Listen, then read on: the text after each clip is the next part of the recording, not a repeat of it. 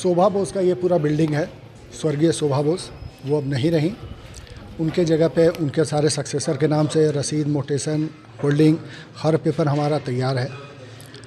बहुत पहले से यहाँ एक काम करने के लिए एक लड़का रहा करता था, राजू महतो और सुनील महतो। उनके पिता का नाम हरिपद महतो है, सिल्ली तरफ का है वो। शुरू से वो यहाँ पे रहता था, सेवा करता था। उसको अपने घर के बच्चे की तरह शोभा दीदी मानती थी।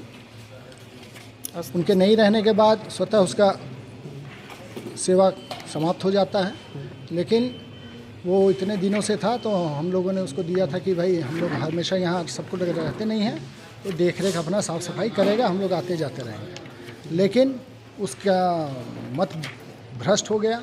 वो पूरी बिल्डिंग को अपना कहने लगा, जो बिल्डिंग के मालिक हैं उन लोगों को धमकाने लगा और उनको धमकाता था कि यहाँ आओगे तो जान से मार देंगे।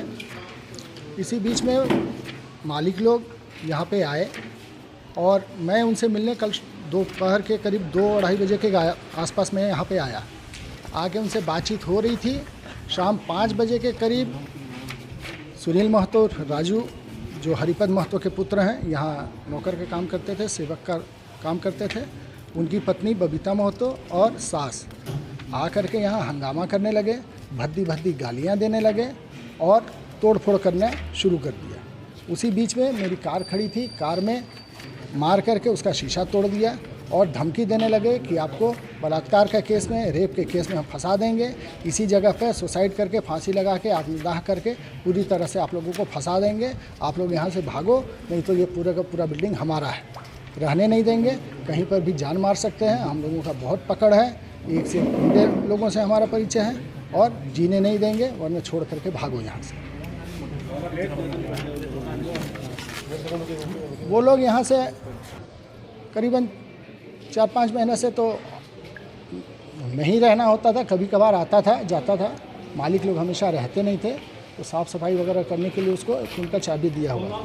साथ ही उसने यहाँ पे फॉक्सवैगन की गाड़ी वेंटो थी, वो भी लेकर के वो भागा हुआ है।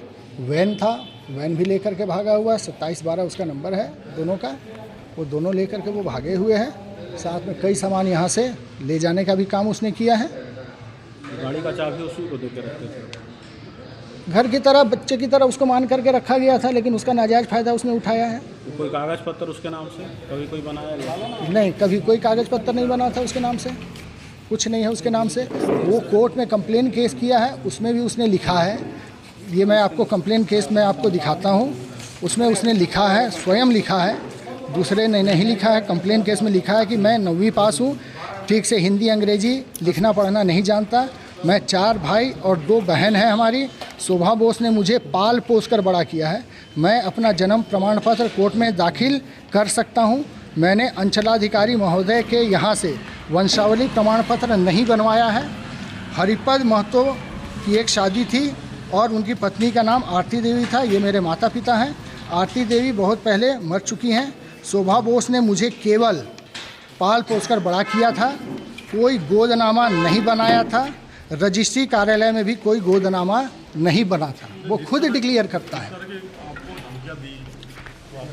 उसने धमकी दी। आज मैं अभी FIR का कागज़ बना करके, पेपर बना करके अभी मैं जा रहा हूँ हिंदपीढ़ी थाना, उसके अगेंस्ट में केस करने के लिए। तो शोभा बोस के और कोई रिश्तेदार?